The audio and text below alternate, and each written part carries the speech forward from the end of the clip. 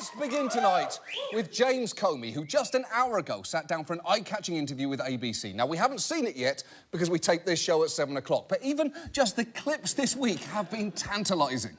I started to tell him about the allegation was that he had been involved with prostitutes in a hotel in Moscow in 2013 during a visit for the Miss Universe pageant, and that the Russians had filmed the episode. How weird was that briefing? Really weird.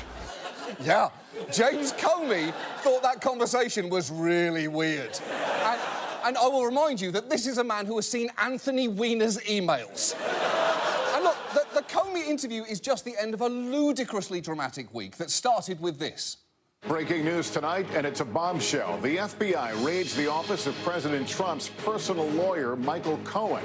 It's true. The president's personal lawyer got raided, which has apparently left Trump pissed, flailing and upset, with anger beyond what anyone can imagine, which is really saying something, given that Trump's anger level is permanently somewhere between child who accidentally ate a pound of cocaine throwing a tantrum in a Kmart and Alec Baldwin after being told the other party's finishing dessert and the table's going to be another 10 to 15 minutes. Now, Cohen dominated the news for days, particularly when it emerged that Donald Trump was not the only political figure for whom he'd arranged hush money. Top Republican fundraiser Elliot Broidy says Cohen negotiated a settlement, reportedly worth $1.6 million, with a former Playboy playmate who claims she became pregnant as a result of a consensual affair. Today, Broidy resigned his post. Yes, the deputy finance chair of the RNC cheated on his wife with a former Playboy model and paid her off and has now resigned, presumably so he can start his new job as a big old bullfrog who sits on a lily pad all the do-da day.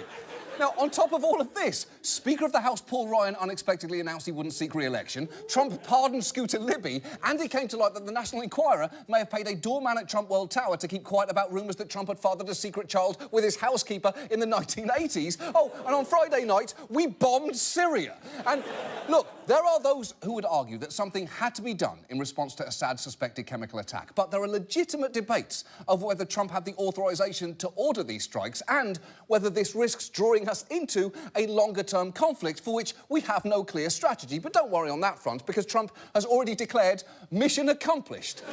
Something even Ari Fleischer, George W. Bush's press secretary, responded to by saying, "I would have recommended ending this tweet with not those two words."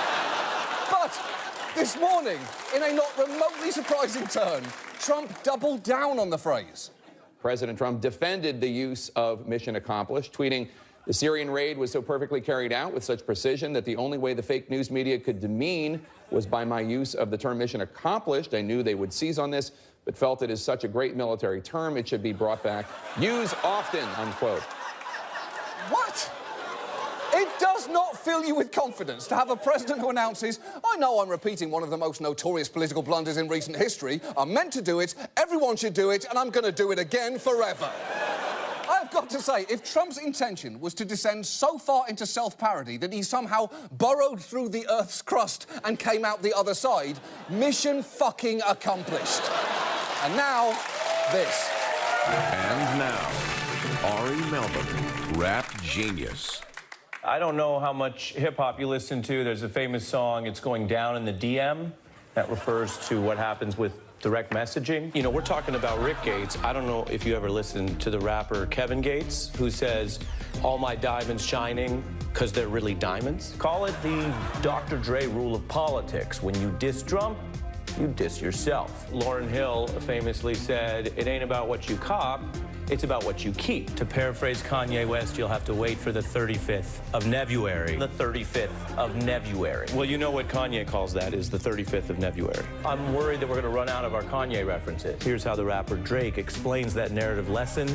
You can't listen to me talk and then tell my story. You can't listen to me talk and go tell my story. Nah, it don't work like that when you love somebody. There's a saying in hip-hop that can also apply to Russian meddling: can't stop, won't stop. My view is, I am having you on the beat. Didn't I tell you that? Word up. Word.